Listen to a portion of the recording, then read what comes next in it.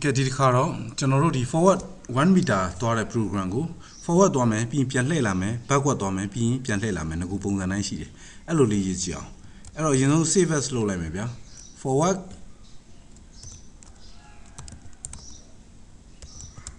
backward CPP အနေနဲ့ save လုပ်လိုက်မယ်ရတယ် replace လုပ်လိုက်မယ်ကိစ္စမရှိဘူး okay စအောင်ရင်ဆုံး header တွေကတော့အရင် header တွေပါပဲပြီးတော့ကျွန်တော်တို့ပိုင်တစ်ခုပိုင်ကိုသတ်မှတ်လိုက်အောင် define by 3.147 နော်ဒီမှာက unit တွေက radian နဲ့ meter ပဲသုံးတယ်ဆိုတော့အခု radian သုံးဖို့ပိုင်ကိုသတ်မှတ်လိုက်တာပါcycle တစ်ခုမှာ2 by radian အခုကျွန်တော်တို့ 3.14 1 by radian 180 degree အထိလှည့်ပြီးတော့ပြန်လာမှာ哦အဲ့ဒါကြောင့်ပိုင်ကိုသုံးခြင်းဖြစ်တယ်အဲ့တော့ကုတ်ကလည်းနဲ့ရှုပ်နေသလားလို့ command velocity ထုတ်လွှင့်မှာကဒီ topic ပဲမှန်တယ်နော်ဒီ topic ပဲမှန်တယ်ပြီးလို့ရှိရင်ကျွန်တော်တို့ဒီ twist ဆိုတာ move ဆိုတာလည်းဒီ topic ပဲမှန်တယ် rate ကလည်းတန်မယ်ကျွန်တော် linear velocity ပြီးတော့ဒီနေ့မှာ goal distance ဖြစ်နေတယ်အဲ့တော့ linear distance ကိုရေးလိုက်မယ် linear distance နော်linear distance ပြီးတော့ angular velocity ထည့်ပေးရမယ် angular velocity လည်းကျွန်တော်တို့ဘယ်လောက်သတ်မှတ်မှာလဲအဲ့လိုပဲ angular လှည့်ဖို့အတွက်လေ angular velocity လည်းကျွန်တော်တို့ 0.2 ပဲသတ်မှတ်တာမယ်နော်ပြီးတဲ့အခါကျတော့ angular distance ပေါ့ distance မဟုတ်ဘူး angle လို့ပြောမှာပေါ့နော် angular ဆိုတော့ angle အဲ့တော့ကျွန်တော်တို့ကဘာလို့ဆိုတော့ pi ပေါ့နော် pi radian ကျွန်တော်တို့ကလှည့်မှာ180 degree လေဟုတ်ပြီကျွန်တော်တို့အဲ့တော့ duration တွေလည်း assign လုပ်ရအောင်duration ကိုကျွန်တော်မှာ duration ဆိုပြီးကျွန်တော် assign လုပ်ခဲ့တယ်အဲ့တော့ duration ကိုကျွန်တော်နှစ်ခု assign လုပ်ရမယ်အဲ့တော့ float linear duration ရယ်ပြီးတော့ angular duration ရယ်เนาะအချိန်တွက်ဖို့အတွက် duration နှစ်ခုလုပ်ထားလိုက်မယ်ပြီးတော့ and တစ်ကိုကျွန်တော်သတ်မှတ်လိုက်မယ်เนาะကဲအဲ့တော့ဒီကောင်တွေကိုမျက်စိရှုပ်နေမှာဆိုလို့ခဏဖြတ်လိုက်မယ်ဟုတ်ပြီ main program နဲ့မှာအခုဆိုရင်ကျွန်တော်တို့သွားရကျင်တဲ့ velocity အချိန်တွေအဟုန်တွေထည့်ထားတယ်အလျင်တွေထည့်ထားတယ်ပြီးတော့သွားကျင်တဲ့ distance တွေထည့်ထားတယ် angular linear နှစ်ခုလုံးကိုကျွန်တော်တို့ထည့်ထားတယ်အဲ့တော့ကျွန်တော် duration ဟိုတွက်ရအောင်ဗျာ duration တွက်မယ်ဆိုတော့အခါကျတော့ lineရဲ့ linear စလုံးမမှန်ပါဘူးအဲ့ duration တွက်မယ်ဆိုတော့ထုံးစံတိုင်းပဲကျွန်တော်တို့ဟိုပြီးခဲ့တဲ့ forward program မှာတွက်တဲ့အတိုင်းပဲတွက်မှာဖြစ်ပါတယ်အဲ့တော့ linear duration ကိုပထမစပြီး assign လုပ်မယ် linear duration က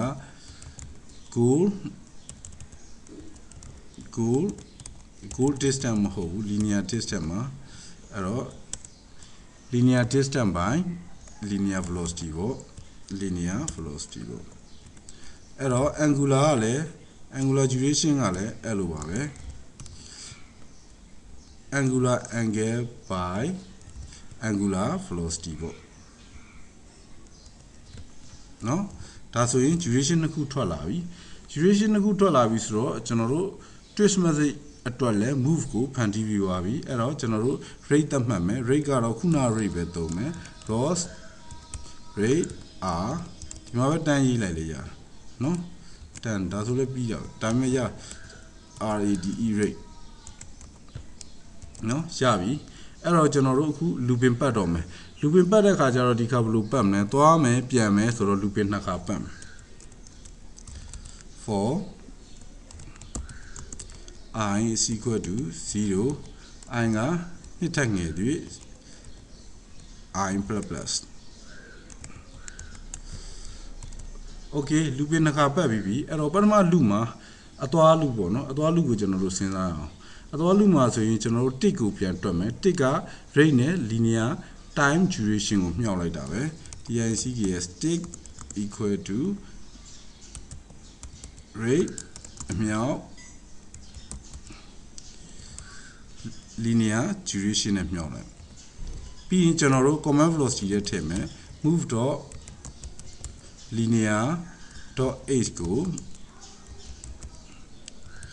linear velocity ထည့်လိုက်မယ်နော်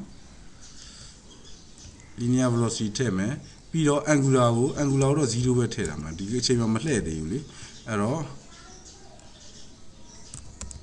angular.z ပေါ့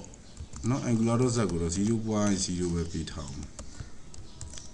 နော်ပြီးလို့ရှိရင်ကျွန်တော်သူ့ tick မပြည့်မချင်းကျွန်တော် publish လုပ်တော့မယ်ဒီပထမ loop မှာပဲအဲ့တော့ for loop နောက်တစ်ခါထပ်ရေးမယ်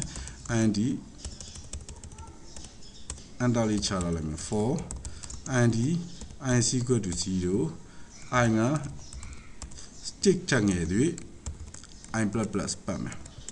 ဘာလို့မှာဒီထဲမှာတော့လောလောလေး publish လုပ်မှာပေါ့နော် pub.publish ဘာလို့လုပ်မှာလဲ move ကို publish လုပ်တော့မှာ sleep နော်အဲ့တော့သူအချိန်90ထုတ်လွှင့်နေမှာပေါ့ဗျာနော်အချိန်90မပြေမချင်းသူ publish လုပ်နေမယ်ဒီ for loop ထဲမှာသူ looping ပတ်နေမယ်ကဲအချိန်90ပြည့်သွားပြီဘာလုပ်မှာလဲအချိန်90ပြည့်ရက်မယ်ဗျာကဲရက်မယ်ဆိုတော့အောက်မှာရက်ဖို့အတွက်ရေးအောင်နော်အဲ့တော့ကျွန်တော်တို့ move ကိုပဲကျွန်တော်တို့ပြန်ပြီးတော့ assign လုပ်မယ် linear.age is equal to 0.0 ပြီးတော့ angular.z ကိုလည်း 0.0 ပြန် assign လုပ်တယ်ရက်စီချင်းလို့တစ်ခါ publish လုပ်လိုက်တာပါ publish pub sorry pub မဟုတ်ဘူး move ပါပြီးတော့ duration ခဏနားလိုက်မယ် robot ကိုခဏအနားပေးလိုက်မှာပေါ့10 minute sorry 10 second လောက် okay အဲ့ဒါဆိုရင် robot ကသွားပြီးပထမ looping ပထမ for loop ထဲဝင်တယ်ပထမတစ်ချိန်ဝင်ပြီးတဲ့အချိန်မှာသူက linear velocity အရာ linear distance ကိုရောက်အောင်မရောက်မချင်းเนาะသူ့ရဲ့အချိန်နှုန်းအရာ tick က move လုပ်ပဲ publish လုပ်ပေးနေလိမ့်မယ်အချိန်ပြေသွားတာနဲ့ robot ရက်မယ်ရက်ဖို့အတွက်ကျွန်တော်တို့နောက်တစ်ခါထပ်ပြီးတော့ publish လုပ်လိုက်ပါတယ် okay ဒါဆိုရင်ကျွန်တော်တို့ပြီးရင်ဘာလုပ်မလဲဆိုတော့ချက်ပြီးရင်သူကနောက်လှည့်ပြီးပြန်မယ်လေအဲ့တော့ angular velocity ကိုကျွန်တော်တို့ချိန်တော့မယ် angular velocity ကိုချိန်တော့မယ်ဆိုတော့သူကလည်း angular လည်းသူကတစ်ချက်ပဲထုတ်လွှင့်မှာဆိုတော့ for loop ထဲမှာလုပ်ရေးစရာမလိုဘူးအဲ့တော့ angular အတွက် tick ကိုကျွန်တော်တို့ပြန်ရေးမယ် rate နဲ့ဘာနဲ့မြှောက်မှာလဲဆိုတော့ angular time duration နဲ့မြှောက်မှာ angular duration နဲ့မြှောက်လိုက်ပြီးရင် move ကျွန်တော် linear ထည့်အောင်မလား linear ထည့်လို့ရတယ်မထည့်လဲရတယ် linear တော့ h time မသေးကြအောင်တော့ပြန်ထည့်ပေးလိုက်တော့ကောင်းပါတယ်เนาะတခြားတန်ဖိုးတွေရှိနေမှာဆိုလို့ move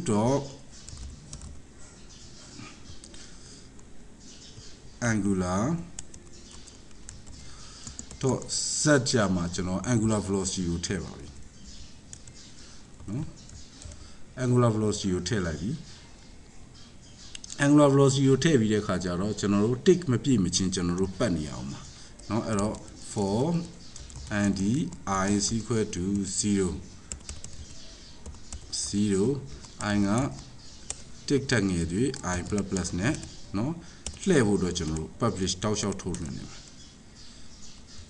pub တော့ခုန publisher နဲ့ပဲထုတ်လွှင့်မယ် pub.publish move ကိုပဲဆက်ပြီးတော့ထုတ်လွှင့်နေမယ်ပြီးတော့ sleep now okay အဲ့ဒါဆိုရင်သူက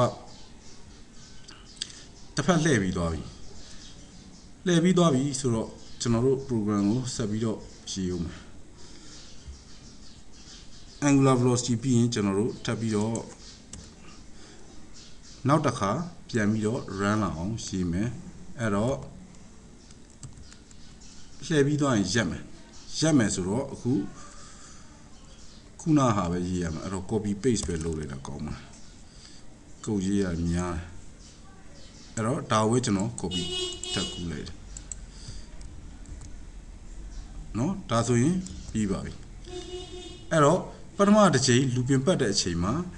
သူက forward အတိုင်းပဲသူက x အတိုင်းပဲသူသွားမယ်เนาะ tick မပြည့်မချင်းဆိုတော့ဆိုလိုတာက1 meter မပြည့်မချင်းသူသွားမယ်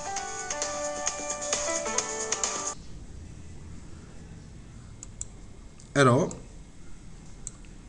forward သွားတဲ့နေရာမှာ 1 meter မပြည့်မချင်း tick အရာ publish လုပ်နေမယ်ပြီးလို့ရှိရင်တော့ရက်မယ်ရက်ပြီးရင် angular assign လုပ်ပြီးတော့ angular ကိုလည်းသူ့ရဲ့ပိုင်း radian မရောက်မချင်းသူ publish လုပ်နေမယ်เนาะအဲ့အတွက်အဲ့လိုလုပ်ဖို့ကျွန်တော်တို့ tick နဲ့ချိန်ထားပါတယ်ပြီးတဲ့အခါကျတော့အခုနောက်တစ်ခါပြန်ပြီးတော့ရက်မယ်ရက်ပြီးရင်လူကတစ်ချိန်ပြီးသွားပြီနောက်တစ်ချိန်ပြန်ပြီး run မယ်အဲနောက်တစ်ချိန်ပြန် run တဲ့အချိန်ကျတော့ဘာလုပ်မှာလဲဆိုတော့သူက forward သွားမယ် forward သွားပြီးတဲ့အချိန်ကျရင် forward သွားတယ်ဆိုရင်နောက်ပြန်သွားသလိုဖြစ်သွားတာပေါ့နော်သူကပြန်လှည့်လိုက်တာ။forward သွားမယ်ပြီးလို့ရှိရင်ရက်မယ်ရက်ပြီးလို့ရှိရင်သူပြန်လှည့်မယ်အဲ့တော့အရင် position ကိုပြန်ရောက်သွားတာပေါ့။ဟုတ်ပြီအဲ့တော့ program နေမှန်ရလား run ကြည့်အောင်။ Oh sleep မှာ column ဖြစ်နေတယ်တဲ့။ဘယ်နာက sleep ပါလဲ။အော်ဒီမှာ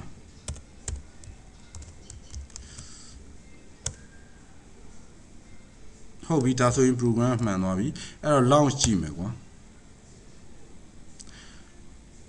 launch ကြည့်တော့ data bot ထွက်လာပြီရတယ်ကျွန်တော်အခု forward backward ကိုကျွန်တော် run မယ်ဒါဆိုရင်သွားပြီ forward အတိုင်းသွားနေပြီရောက်ပြီရက်တယ်အခုလှည့်တယ်လှည့်ပြီးလို့ရှိရင်ပထမ loop ပြီးသွားပါပြီ